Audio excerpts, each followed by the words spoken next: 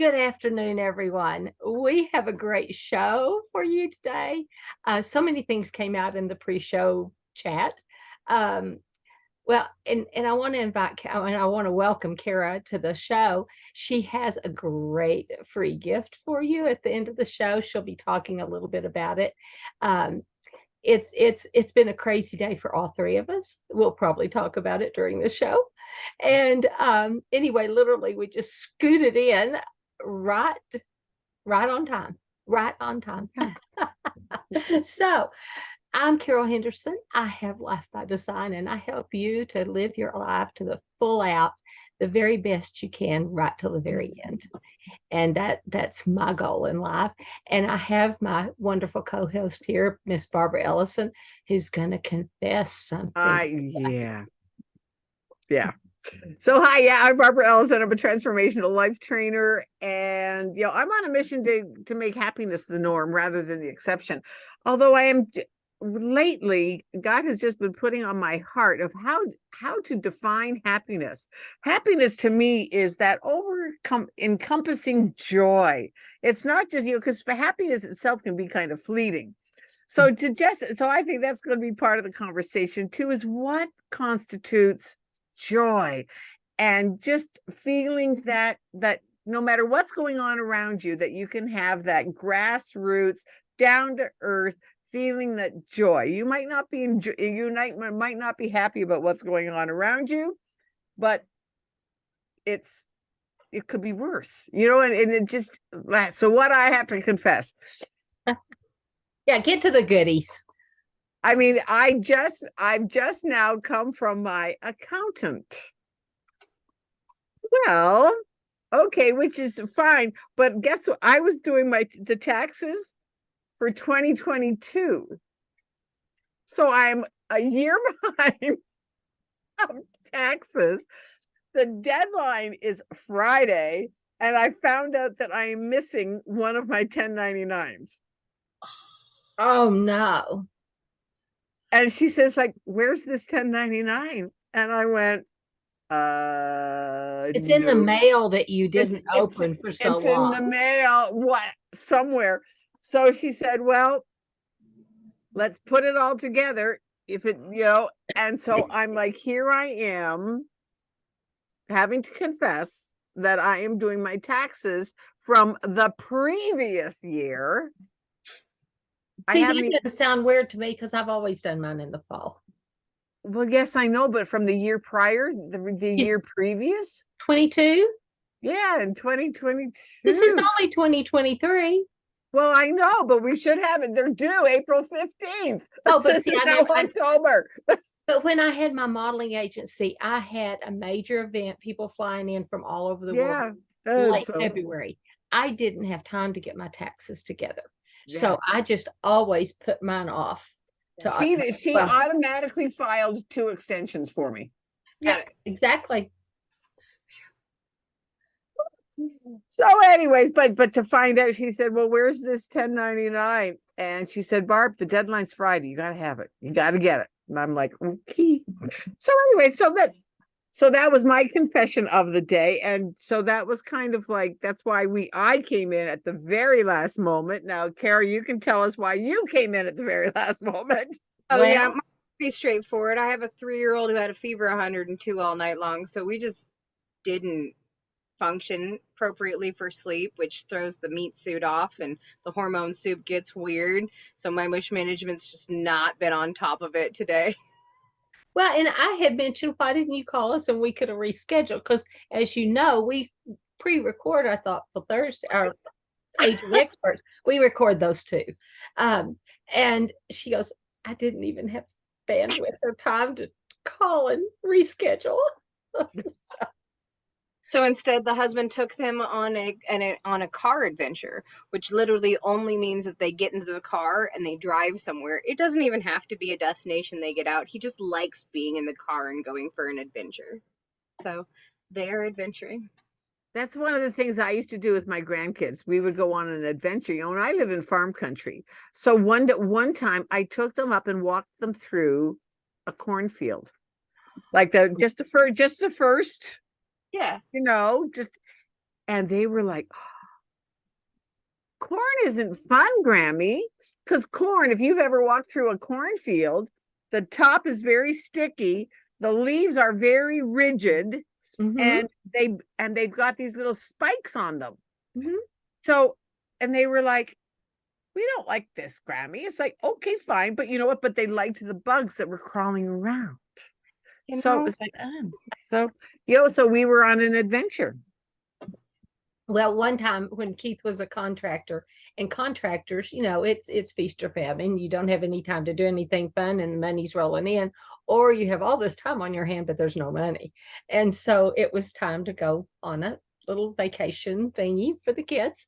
And so we decided we didn't have the bandwidth to go anywhere. We didn't want to go anywhere. We really didn't want to spend the money to go anywhere, but we did have the time. And so we drove way out of town west towards Tucumcari. We didn't get that far. We just went like just a couple of little towns, not even to the state line, and came back and we had a thing called Four Seasons, and it's this really nice hotel that has the inside pool and the atrium and all kinds of games and stuff like that.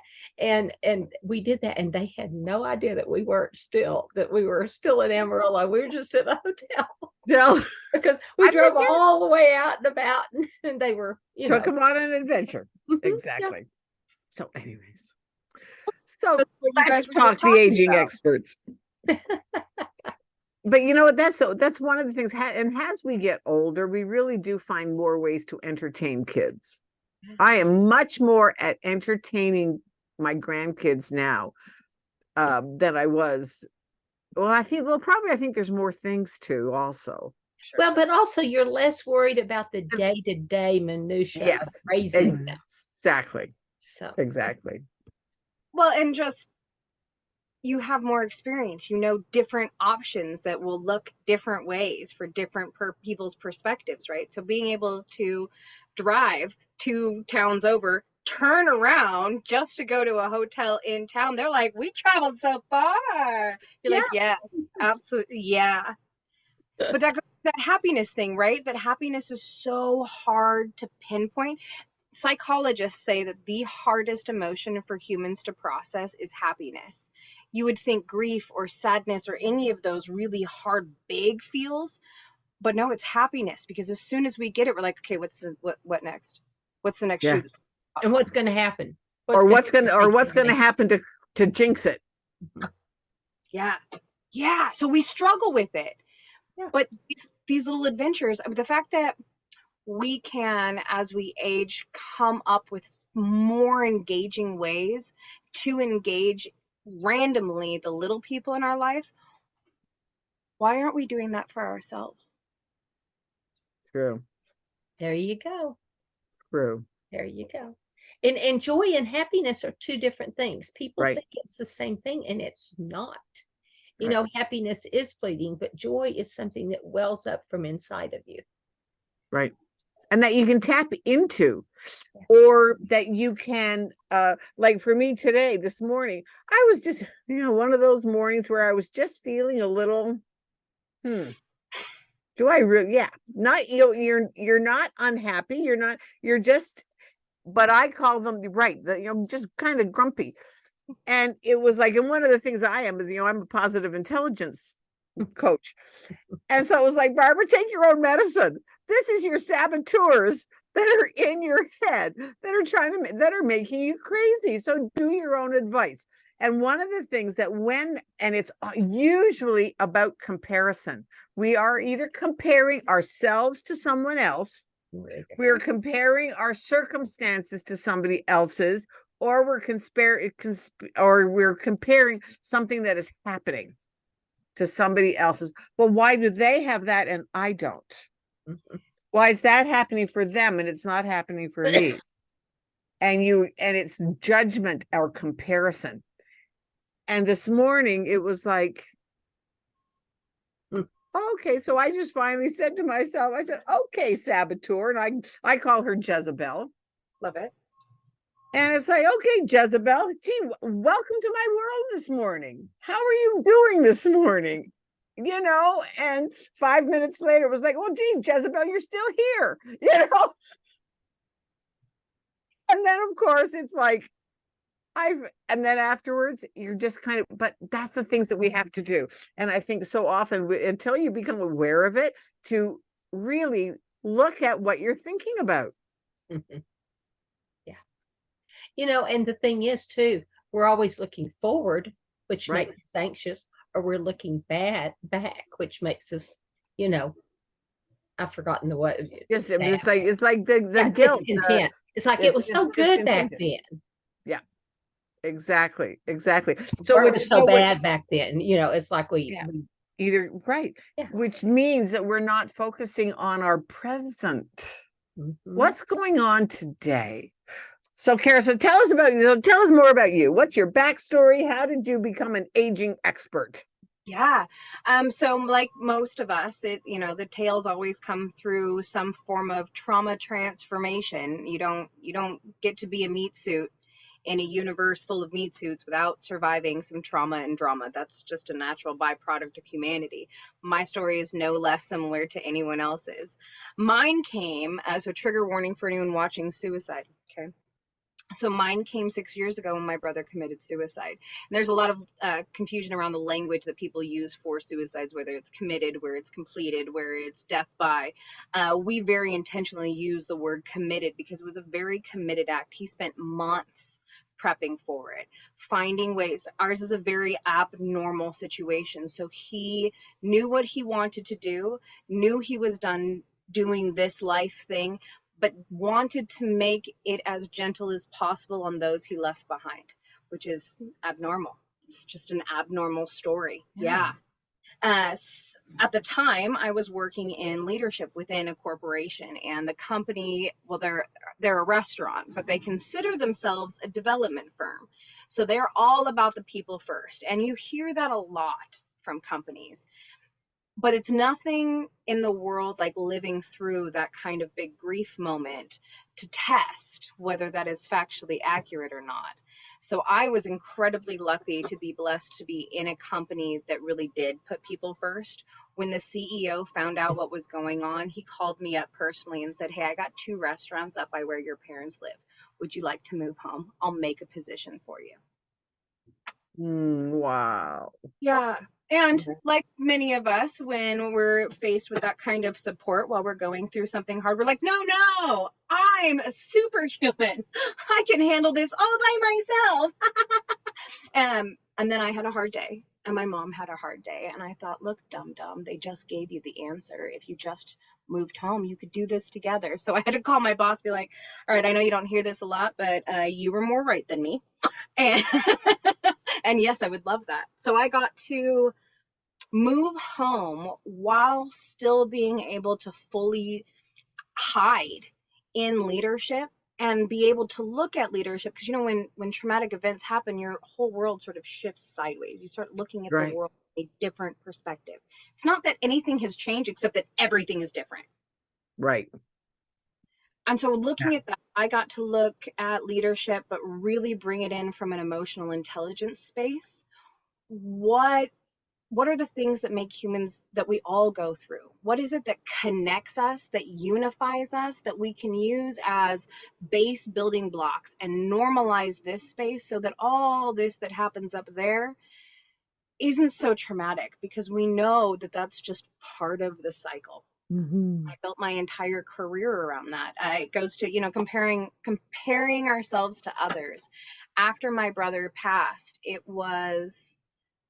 I felt compelled to, if he couldn't live in a world that didn't normalize those things, didn't accept those things, didn't make space for them, then I felt, in comparison, it was my job to create a world where other people didn't experience that.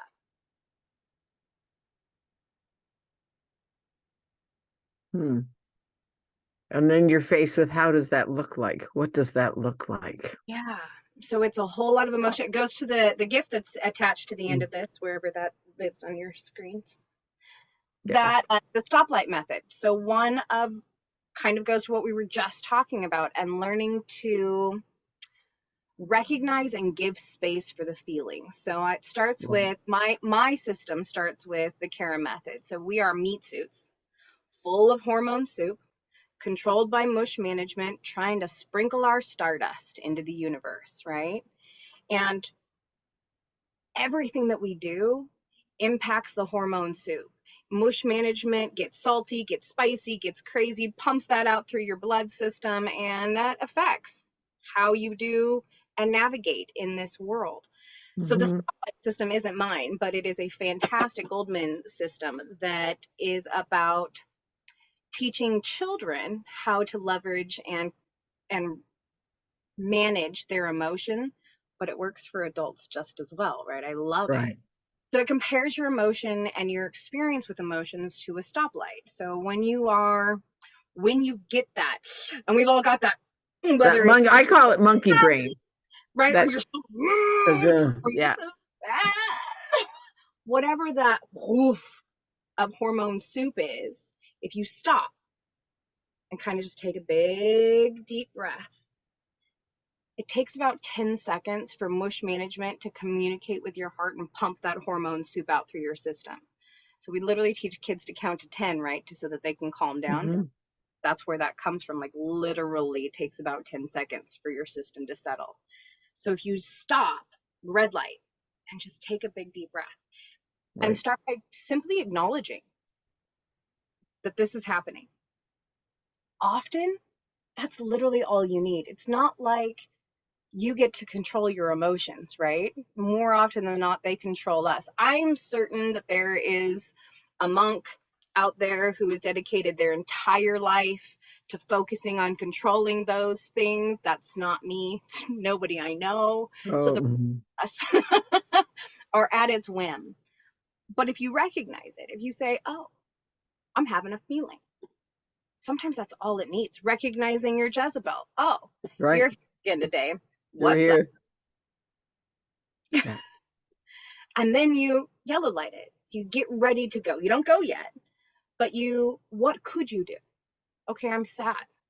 I could have chocolate milk for breakfast. I could jump around like a crazy person and shake up my energy. I could go get a hug from somebody I love.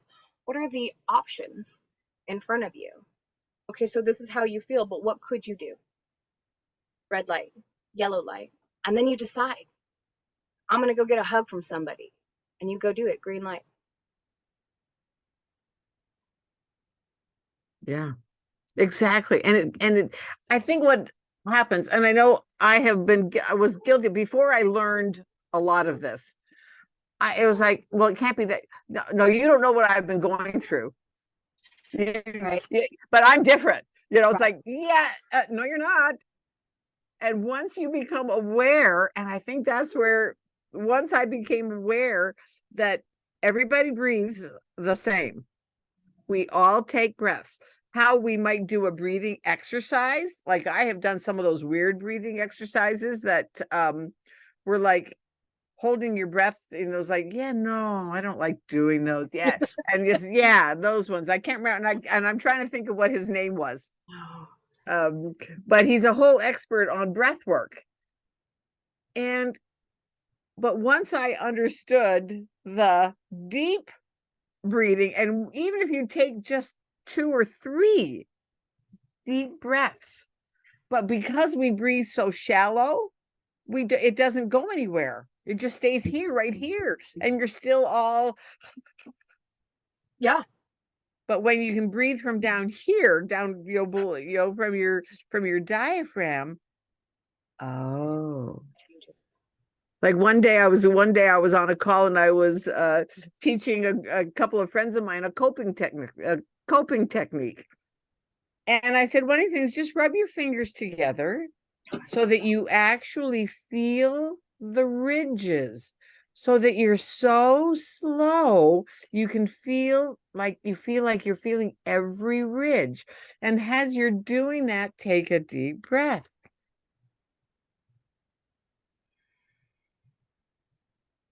And one of the girls, and I did that for like 2 breaths. And they were like, oh, wow, Barb, this is really cool. And then one of the girls looked at me. She said, Barb, I realized that I was doing one of these and taking breaths. She said, And then I opened my eyes and watched you and realized that you were just getting into the breath and you were enjoying it. And I went, exactly. Because she was so used to doing everything at the speed of light. She was like, yeah, no, it's not. You have to stop. Feel the key word there that you said. Feel the ridges on the tips of your fingers and take the breath so that you feel the breath going in your nose and out your mouth. Notice the temperature of the breath, of the air around you, those things. And she was like, oh, wow, Barb, what a difference. It's like, well, yeah. Yes. Yeah. And she laughed so hard. And she said, oh, Barb, did I realize that I had totally missed, because I was doing it, at the speed, trying to do it at the speed of light, speed of her normal activity. No, this is a coping mechanism. Calm down. Yeah. And then she said, oh, I'll be able, oh. And then, of course, and you could see it in them. That one. You can see it in them. Longer. The neck, your shoulders relax. You feel it. So if this is for you today, just do it. And do it. One of the things that I work with my clients too is do it as a preventative. If you know that you're going to be going into a meeting that might, boost, when you're on your way to your tax person. Yeah, exactly. That too. I mean, I came out of there with a headache. But so if you know that you are on the way to talk to somebody that you know is going to push your buttons, do it before you start. Get out of your monkey brain and into we call it our sage brain, that brain where you're more creative, that you are just more in tune with and being in that more relaxed, happy, joyful state rather than the go program. Go. Yeah. Yeah. So important. It's an art to learn to slow down because, for so many years I was go and do. And I've had to learn to slow down. Part of it was moving up to the lake. I had 45-minute drive either way or an hour, 45 miles. I had to. It was great. The downside is before I just lived 2.5 blocks from the office. And so I would go home and I'd keep working. Well, that 45 minutes to an hour is just enough time that you get totally unplugged. And then I wouldn't want to do anything when I got home. I still battle that some, but because it's like, oh yeah, I don't want to do that, but it had to be done because I had planned to do it. Right. It's like me, I've got a couple of things to do that I absolutely must do, deadlines today that I've got to get done. I've got to get it done because for an event tomorrow. And it's like, and I just found out this morning that I got to do it. Ooh, key. Ruh-roh. Well, and I have a book thing I have to turn in today, or I mean, in the next couple of days, not today. But I've got to get that done because there's 365 people waiting for me to finish that little paper. Right. Yeah. And that's what happens. We get on these things, and so so if that's you today, take a couple of moments, relax, take a breath, because then you'll get more into the creative side of your brain and you'll know what to do. Yes. Okay, so that takes us to Cara's free gift. Tell us about your free gift and how to get it, because we may need to all go take a moment and do that. Very easy. Just send me a message that says Carol and Barbara in the subject line, and then inside the email it says stoplight, and I will just send you the PDF. You can just have it. You don't have to sign up for anything or log in anything. You can just have it. Thank you. Thank you. So give us your address. Yes, Cara Dean at Taking Cara Business, Cara, C-A-R-A. I would leave you with something because what we were just talking about is so real. So we've got about 40 years. Back in the 80s, we started that hustle culture, right? Yeah. 40 years of science that says, no, that's not how humans work. And one of the greatest ones we learned during, I mean, nobody likes a pandemic, but some of the stuff that came out of it, I'm not mad about, right? Yeah. And one of those was all the businesses that had to send people home wanted to ensure that they were getting their productivity out of their people. So they did all of these studies. And they discovered that the Pomodoro method is close, but actually, if you work for 10 minutes and take a 5-minute break and do that for the entire hour, technically you only work 40 minutes out of that hour, but you're more productive in that 40 minutes than if you pushed through for 2 hours. Yes. But it's 5 minutes, work for 10 minutes and then take Break a for break 5. for 5. Go back to 10, break for 5. Yeah. Slowing down actually speeds you up. I just Who knew? don't know that I like the start. That reminds me of home ec sewing classes in high school. You just get started and have to put it up. Be done. Yeah, Mhm. I didn't like I'll have to try that because I use a Pomodoro timer. This is my favorite one. It's got a different time all the way across, and you just tilt it to whatever side you want. You wanna do 30 minutes, 60 minutes, 1 minute. Greatest tool ever. You'll have to send me what that the is. link. Yeah. A link. Yeah. So yeah, Okay. because I set timers for everything. I mean, one of the things that I do, if you are working at home, make sure you set a timer to make sure you stand up. Yes. Yeah, because we'll sit there and talk and work for hours if we're not careful. Yeah. So anyway, I want to thank you for coming on, Cara. You've got so much good stuff you've given us today. Great information. And so if you want to get with her, it's Cara Jean at Living Rich Today. Taking care of business. Taking care of business. Okay. Cara Jean at Taking Care of Business. Okay. And if you're watching us on Facebook, be sure to click like and share because other people can glean from this too. They don't have to be watching it now. They can come back. It gets archived on Facebook forever. And then also on YouTube, it will be up there. Click the little thumbs up because that helps the algorithm. Subscribe, please. Subscribe and then ring the little bell. And when it goes up, it'll go up as a premiere. But then when it goes live, you'll get dinged. And that way you'll know to go watch it. But even before it goes live, you can capture the link and send it to friends.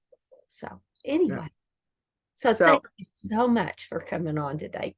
Yeah. And we will be praying for your little one to get better. Oh yeah. Just welcome. Thanks everybody for coming on the show. Welcome to the show. We will see you next time. And yes, I hope your little one is better. Oh, there's nothing worse than having sick kids.